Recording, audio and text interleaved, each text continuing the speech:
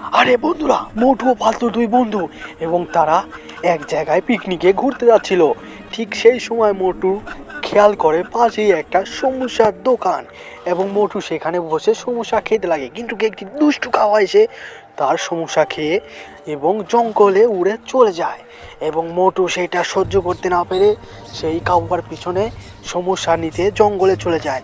কিন্তু ঠিক সেই মুহূর্তেই মোটু ও পাতলু জঙ্গলে কাওয়াটিকে খুঁজে না পেয়ে হাঁটতে হাঁটতে অনেক গভীরে চলে যায় এবং খেয়াল করে পাতলু এক জায়গায় গিয়ে একটি ব্রিজের উপর থেকে পড়ে গেছে এবং মোটু তার হাত এড়ে ধরে এবং অনেক কষ্টের পরে মোটু তাকে উপরে তুলতে সফল হয়। তো বন্ধুরা, এই পর্যন্ত তো সবই ঠিক ছিল, কিন্তু মোটু হাঁটতে হাঁটতে পাতলু থেকে বিচ্ছেদ হয়ে যায়।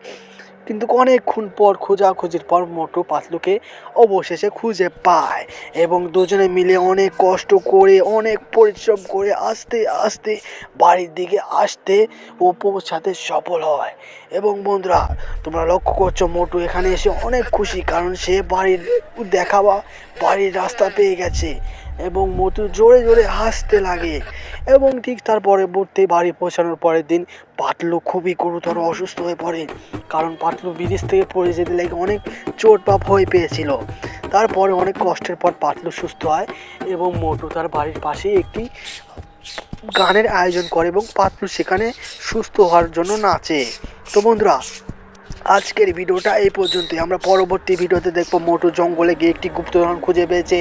তো আর গুপ্তধনটি কী সম্পর্কে তা পরবর্তী বিস্তারিত ভিডিওতে দেখার জন্য অবশ্যই চ্যানেলটা সাবস্ক্রাইব করে আমাদের সাথে থাকো বন্ধুরা। এইটা দেখতে পাচ্ছ গুপ্তধন, এটা কিন্তু একটি অসাধারণ গুপ্তধন।